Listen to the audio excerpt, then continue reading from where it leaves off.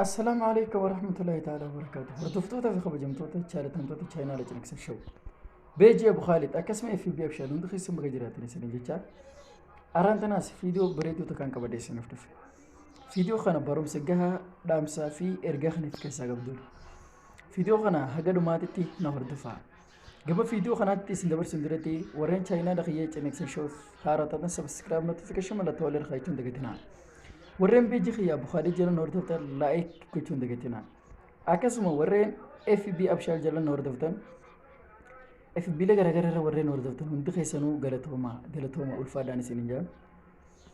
Inshaallah viidiyoo hanga dhumaatti yoo dhageeffatan barumsa gaarraa argattan hanga wallaalummaa kiyyaatti waan hin beekuun isin biraan jira inshaallah.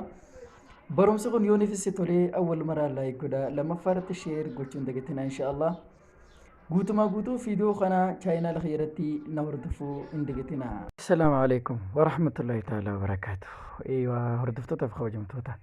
Akkumaan duratti isiniin jetti waan shan muhiim TikTok fayyadamtoota TikTok jechuudha. Hordoftoota TikTokidha waan shanan kana TikTok irratti barachuun keessan dirqama jechuudha. Wanni kun maal yoo ta'an namni hedduu yeroo hedduu TikTok keessan waraabuudhaaf yeroo keessan murtanii TikTok waraabdanii yeroo hedduu TikTok irraa follow gara 100 maal qabdanii TikTok yaani application amma ittiin namni ilaaluun dirqama guyyaa keessa namni TikTok ilaalle hin jirtaniin beeka. Waan shanan kana beekuun muhiim dirqama waan shanan kana nafaana bu'a haga dhumaatti hordofa. Takka faratti application TikTokidha irra galla.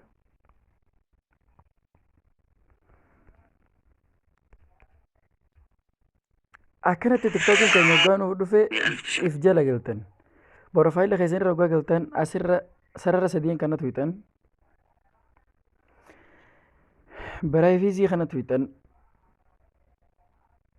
Eegasii isa kanarratti tuwita isa lammaffaa. Sejuun yaar okaandis onazer isa kanarratti okkeeta. Waan hanga kana banuun keessan dirqama. Yoo wanni kun akkana cufaa jiraate akkana yoo ta'e akkana banuun kee dirqama. Takka faaratti maali? Koontiin namoota raqamman ati jawala kee keessatti seef godhatte. Warreen ati jawala kee keessa seef goote hunda bira TikTok viidiyoon kee waraabdu ka gahuuf ni banta. Lammaffaarratti ad friendii warra Facebookaa wali qabduun bira akka gahu warra TikTok qabu akka fayyadaman jechuudha. Bira gahu warra TikTok isaanii bira. Lammaffaarrattis akkasumatti kanas banta. Sadaffaarratti akkasumatti warreen sooshaal miidiyaa walitti qabdanii sooshaal miidiyuma fedhee waa ta'u akkasitti hanga dhumaatitti kana banta. Inni kun yoo cufaate if duuba deebina. Inni lammaffaan ol hirkifta. Asirra like video isa kanarratti okkeetta. Asirra jiraniin beeka jawalla keessan asirra waan jiruuf nama like godhe hordofuu dandeessu atilee nama like goggoote nama ati like goote si arguu danda'an namni like si godhe si arguu dandeessu jechuudha. Ati kam godhuu qabda overii yoo jiraate overii all in me irra kaa'uu dandeessa asirra kaa'achuu qabdan jechuudha. If duuba deebita sadaffaan irraa baata asirratti security and login isa kanarratti okkeetta. Isa kanarratti okkeetta. Two step verification akkana goota. Asirratti filadhu jaa. Emailiidhaa fi raqamarratti risaalaan akkasii ergamu. TikTok eenyu sirratti illee akka seenuu hin dandeenye. Takka illee eenyu illee akka sirra cabsuu hin dandeenye. Ani niin filadha. Raqamaa fi emailii niin filadha. Asirratti raqama keessan isin gaafata. Raqama keessan itti guutan. Okay, hordoftoota fi kabajamtoota kiyya eega guutanii bakka kana booda ani waan guutuu hin barbaanneef jechaan irraa isin deebise. Asirratti guutanii raqamni phone number keessan takka email keessan okay irra jettan abbaan fedhe TikTok keessan isin jalaa seenuu hin danda'u jechaadha. Inshaallah asumaan if duuba hin deemina. Qabxiin isaa afuraffaadha. Viidiyoo TikTok keessanii kan isin dhuunfaa mataa keessaniitti waraabdan irra galtanii fakkeenyaaf viidiyoo kana anaatu waraabiyaa jennu fiidiyoo takka agarsiisa jechuudha. Fiidiyoo takka tayyaanii beeksisa tiktookiitii kana takkaa'uu fiidiyoo takka gubbaarra dhuunfaarra goota. Fiidiyoon feetata waraabdu jala dabarti. Isiin tun ammoo gubbaarra teessi. Alaa tol jalatti gadi hin dabartu jechuudha. Sarara jalaa kanarra asirra tuttuqaa isin kan hiixanii mallattoo kana hiixanii mallattoo kana piin kayyoo kana hiixanii hoggaa piin kana hiixan xawwaalii fiidiyoon kun gubbaarra ta'aa jechuudha. Fakkeenyaaf iddoo kana jiraata. Iddoo kanarra jiraata. Fiidiyoo feetee waraabdee fiidiyoon hundi jala gadi dabarte fiidiyoon sun gubbaarra teessi.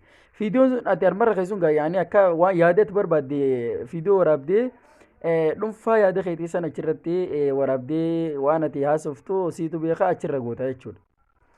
Isa itti aanu gama fiidiyoo itti aanutti isin dabarsa inshaallah.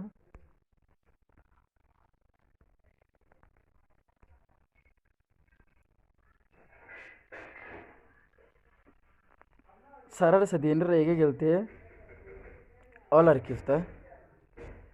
Akkanatti ol harkifta. Gad deebiteetti isa kanarra tuuta shuuf. Hono free of escape isa kanarra shuuf asirra tuuta.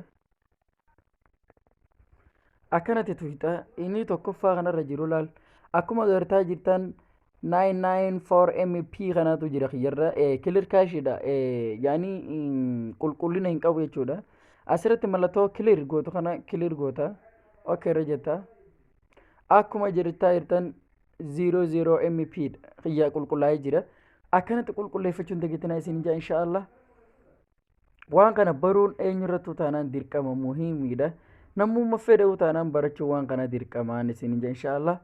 Asmaaniin hangaan fiidiyoo biraa qabadhee isin dhufutti wayiin isin barbaada warreen fiidiyoo kiyya na hordoftan guutuu fiidiyoo kiyya warreen tiktookidha isaa harkannaa warreen na jettan hedduun keessanii jirtan chaayinaala kiyya asumaan harkachuu dandeessan borofaayila tiktookii kiyya ogaa tuuxan abdii yeroo asuma tuuxan iddoo kana ogaa tuuxan xawwaalii chaayinaala kiyya isin geessan mi'aa isin agarsiisu inshaallah.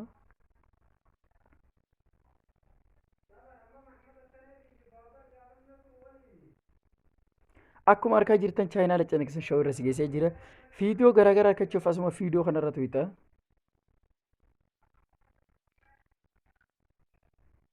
Okay, akkuma harkaa jirtan chaayinaala kiyya rakkoo feesbuukaa keessanii baartii lamatti isiniif armaana kana seenaa nasihaa namaa yaadu bes akkanatti harkachuu ni dandeessan inshaallah. Hangaan fiidiyoo biraa qabadhee isin duratti wassalaamu alaikum warahmatullahi ta'ala wabarakaatu.